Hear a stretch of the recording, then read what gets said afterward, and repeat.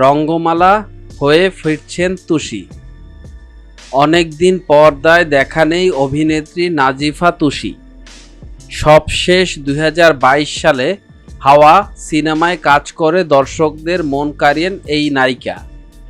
এরপর বছর তিনেক সময় পেরিয়ে গেলেও পর্দায় আর ফেরা হয়নি তার।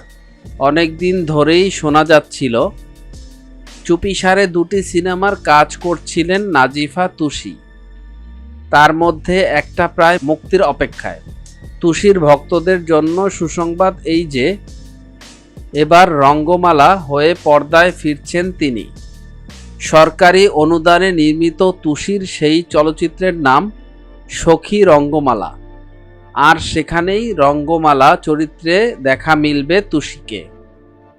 অষ্টাদশ শতকের নোয়াখালী জমিদার পরিবারের কাহিনী ঘিরে 200 বছরেরও আগের আখ্যান নিয়ে লেখা প্রখ্যাত কথা সাহিত্যিক শাহীন আখতারের সখী রঙ্গমালা উপন্যাস অবলম্বনে নির্মিত হচ্ছেন সিনেমাটি।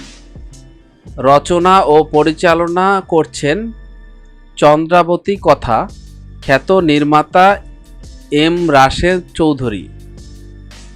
2023-24 অর্থবছরের সরকারি অনুদানে পাওয়া এই সিনেমায় তুষি ছাড়াও অভিনয় করছেন প্রান্তর দস্তিদার, মোস্তাফিজুর নূর ইমরান, তৌফিকুল ইমন ও শিল্প সরকার অপু প্রমুখ। পরিচালক জানিয়েছেন, অনুদানের প্রথম কিস্তি পেয়ে সিনেমার প্রায় 40% শুটিং শেষ করা হয়েছে। বাকি অংশের কাজও শিগগিরই সম্পন্ন হবে। চলতি বছরের শেষ দিকে প্রেক্ষাগৃহে মুক্তি পেতে পারে সিনেমাটি। মিডিয়া জগতের এমন ইন্টারেস্টিং বিষয় জানার জন্য আমাদের এন্টারটেনমেন্ট আপডেটকে সাবস্ক্রাইব করুন এবং ভিডিওটি ভালো লাগলে শেয়ার করুন আপনার ফ্রেন্ডসের কাছে।